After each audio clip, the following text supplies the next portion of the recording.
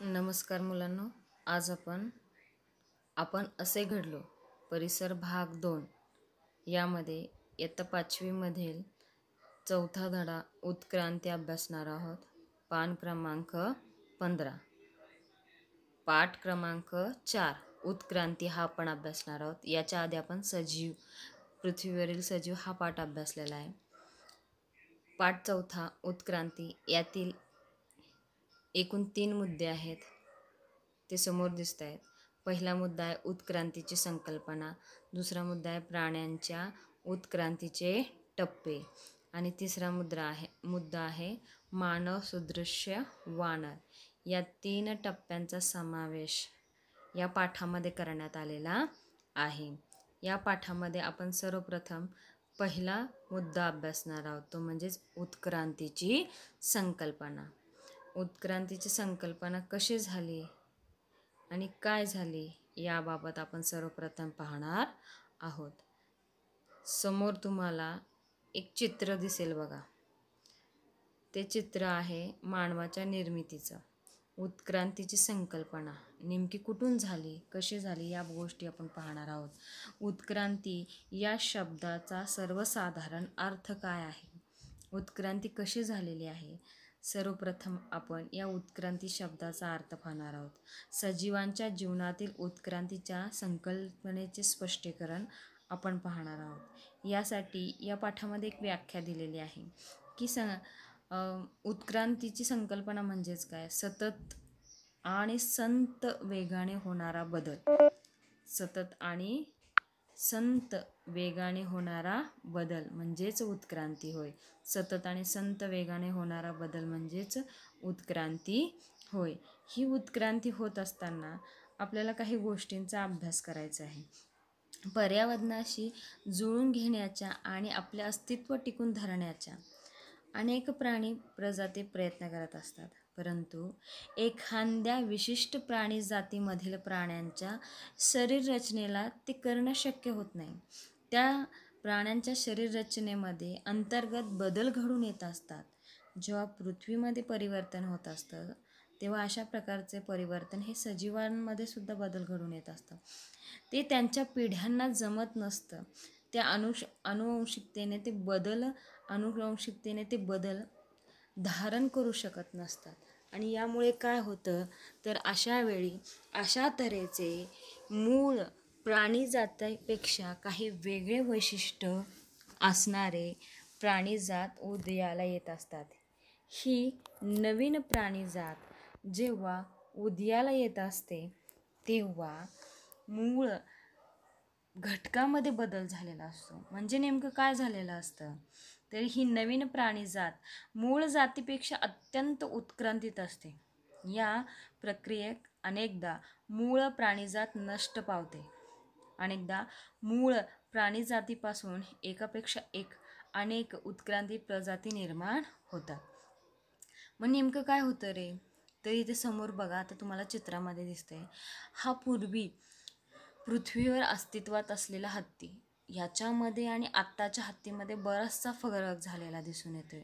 हा त्या काळचा महाकाय असलेला हत्ती आहे, परंतु तो जर आत्ता पाहायला गेला तर त्याच्यामध्ये बरेचसे फरक झालेले दिसून येतात. आत्ता सध्याचा अस्तित्वात असलेला हत्ती हा अशा प्रकारचा आहे. अशा प्रकारच्या उत्क्रांतीचे संकल्पनेचे स्पष्टीकरण स्वरूपात पहिल्यांदा मांडण्याचं काम चित्रामध्ये जे व्यक्ती दिसत आहेत यांनी केले. यांचे नाव आहे चार्ल्स डार्विन. या शास्त्रज्ञांनी पहिल्यांदा उत्क्रांतीच्या संकल्पनेची मांडणी केली आणि ती सांगण्याचा प्रयत्न केलेला दिसून येतो. त्यांच्या म्हणण्यानुसार, चार्ल्स डार्विन यांच्या म्हणण्यानुसार, ज्या प्रजाती बदलत्या पर्यावरणाशी जुळून घेत नाहीत, त्या सक्षम नसतात, त्या टिकू शकत नाहीत. ज्या प्रजाती असे करू शकत नाहीत त्या उत्क्रांतीच्या प्रक्रियेत नष्ट होतात. म्हणजेच काय की साधारणतः जी प्रजात उत्क्रांतीच्या कालखंडामध्ये स्वतःचं अस्तित्व नष्ट करून घेत असते. उदाहरणार्थ, पूर्वी महाकाय डायनासोर आपल्या या पृथ्वीवर अस्तित्वात होते. का? कारण की त्यांचं ते अस्तित्व होतं, परंतु कालांतराने ते नष्ट झालं. पूर्वी पृथ्वीवर डायनासोर वर्गातील अनेक महाकाय प्रजाती अस्तित्वात होत्या. त्यामध्ये या प्रजाती अचानकच नष्ट झाल्या. का नष्ट झाल्या? चित्रामध्ये तुम्हाला अनेक प्रकारचे डायनासोर दिसत आहेत.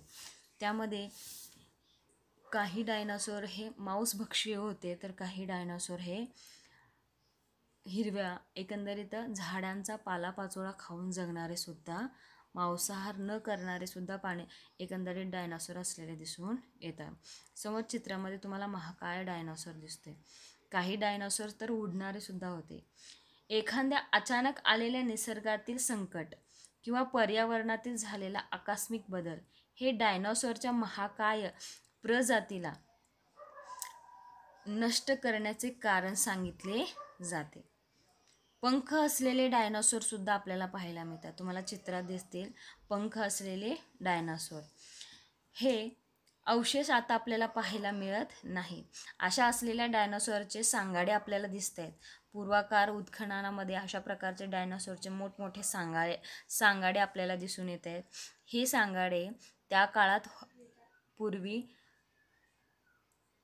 पृथ्वीवर डायनासोरचे अस्तित्व होते अशा प्रकारचे पुरावे देण्याचं काम करून दिसून येतात. पुढचा मुद्दा सांगितलेला आहे प्राण्यांच्या उत्क्रांतीचे टप्पे. प्राण्यांची उत्क्रांती कशी झाली आहे त्यातला मुद्दा सांगितलेला आहे. प्राण्याच्या उत्क्रांतीचे टप्पे. प्राण्यांची उत्क्रांती कुठे झाली? तर प्राण्याची उत्क्रांती ही मुळात पाण्यामध्ये झालेली आहे. असं म्हटलं जातं की प्राण्यांची उत्पत्ती ही सर्वप्रथम पाण्यात झालेली असावी. पाण्यामध्ये एकपेशीय सजीवांची निर्मिती झाली. या एकपेशीय सजीवांनाच आपण आदिजीव असे म्हणत होतो. आणि याच एकपेशीय सजीवांपासून अनेक पेशीय सजीवांची निर्मिती झालेली दिसून येते. तुम्हाला चित्रामध्ये असं दिसेल बघा. एक पेशीपासून अनेक पेशीय समोर दिसते बघा चित्रामध्ये. एक पेशीय सजीवांपासून अनेक पेशीय सजीव निर्माण झालेले दिसून येत आहेत. म्हणजेच काय, याच्यामध्ये सजीव सृष्टीच्या निर्मितीची मुख्य सुरुवात आदिजीव या एकपेशीय सजीवांपासून निर्माण झाली हे आपण पाहिलं.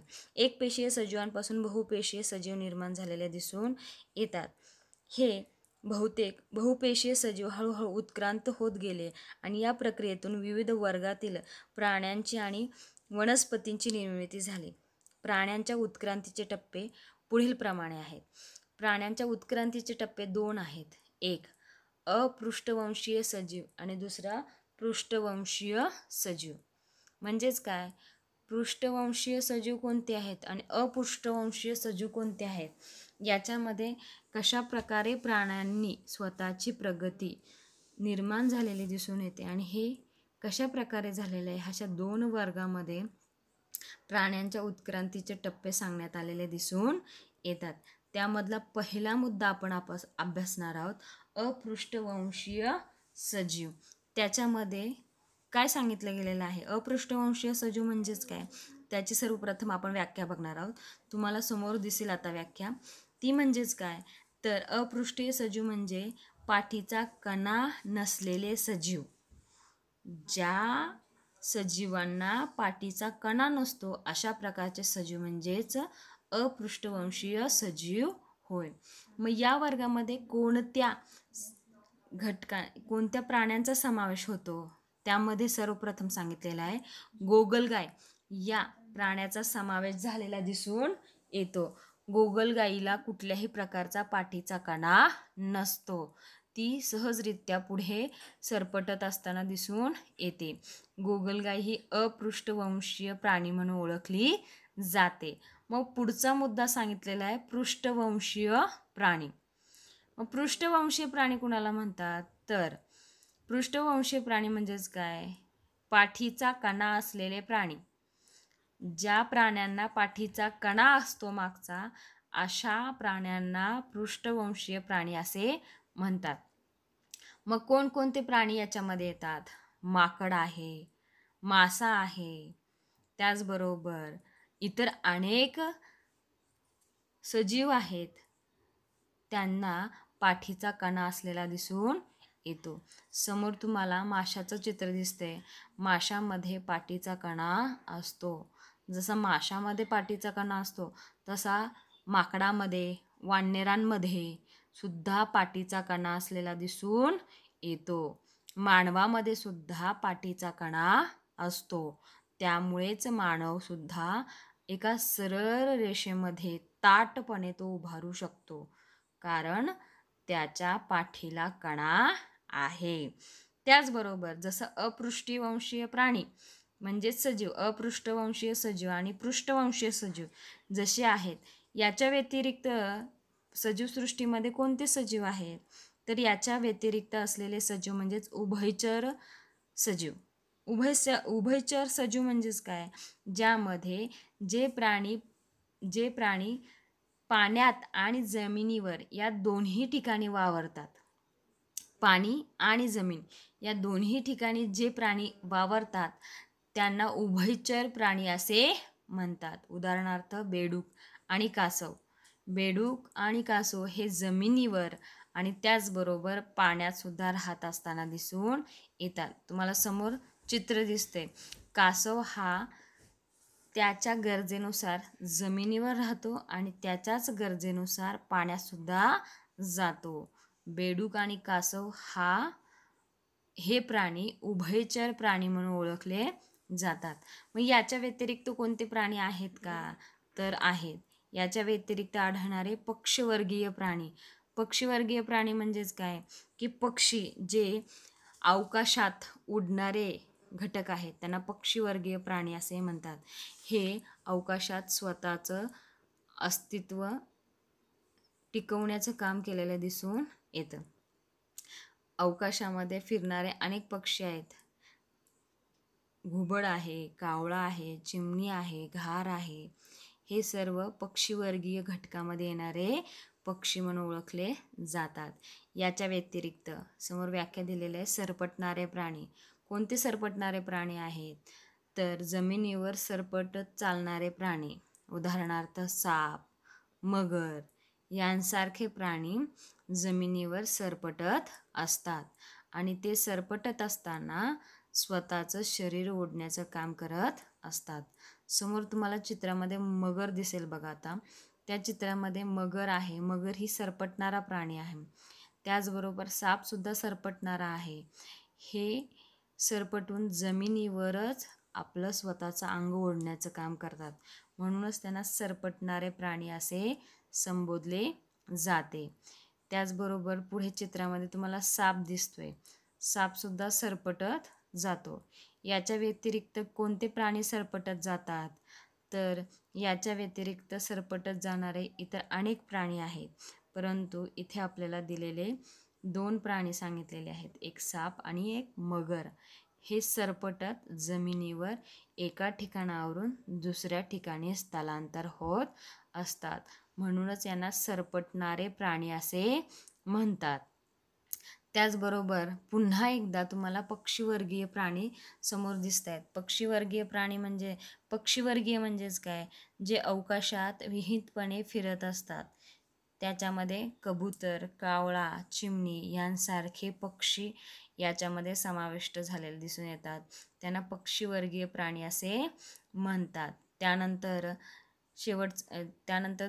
मुद्दा आहे सस्तन प्राणी. सस्तन प्राणी कुणाला म्हणतात? पृष्ठवंशीय प्राण्यांच्या वर्गातील सर्वाधिक उत्क्रांतिक टप्पा म्हणजे सस्तन प्राणी.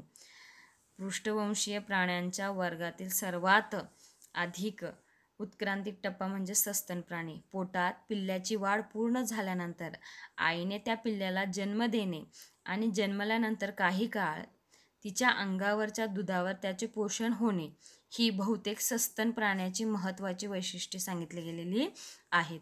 सस्तन प्राणी म्हणजेच काय?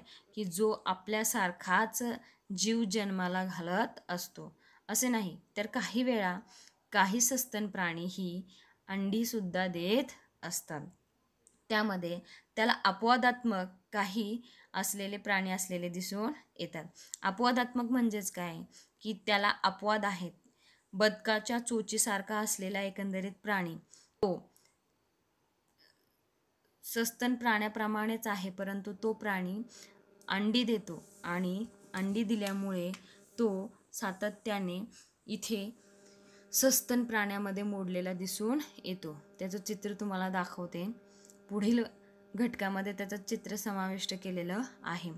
त्यामध्ये त्याला बदक चोचेचा प्राणी म्हणून संबोधलं गेलेलं आहे. समोर चित्र आहे बघा, हा बदक चोचेच्या प्राण्याचा येथे समावेश झालेला दिसून येतो. याच्या व्यतिरिक्त दुसरा असलेला प्राणी म्हणजेच मुंगीखाऊ प्राणी. मुंगीखाऊ प्राणी हा सस्तन प्राण्यांमधलाच प्राणी म्हणून ओळखला जातो. हे प्राणी अंडी घालतात आणि आपल्या जीवासारखाच नवीन जीव निर्माण करण्याचं काम करत असतात. याच्या व्यतिरिक्त शेवटचा मुद्दा सांगितलेला आहे मानव सदृश्य मानव. मानव सदृश्य वानर. मानव सदृश्य वानर म्हणजेच काय? मानवाशी साम्य असणारा वानर. यालाच वानर असे म्हणतात. मानव सदृश्य वानराच्या प्रजातीचा वावर प्रामुख्याने झाडावर होतो. ज्या प्रजातीचा वावर झाडावर होत राहतो त्याचे मूळ वानर स्वरूपात कायम राहते. मात्र त्याच्या काही प्रजातींना गवत प्रदेशात झाडाऐवजी जमिनीवर वावरावे भाग पडले. त्या प्रजातीची उत्क्रांती होत गेल्या. त्यांच्यापासूनच क्रमाक्रमाने उत्क्रांती होत घेऊन माणसाची मानवी प्रजाती अस्तित्वात आली. ते प्रथम आफ्रिका खंडात घडले. त्या मानवाला आपण आधी मानव असे संबोधत असतो. आधी म्हणजेच काय? प्रारंभीचा मानव. या पाठामध्ये आपण मानवाच्या उत्क्रांतीच्या टप्प्यांचा अभ्यास केलेला आहे. इथे आपला पूर्णतः पाठ संपलेला आहे.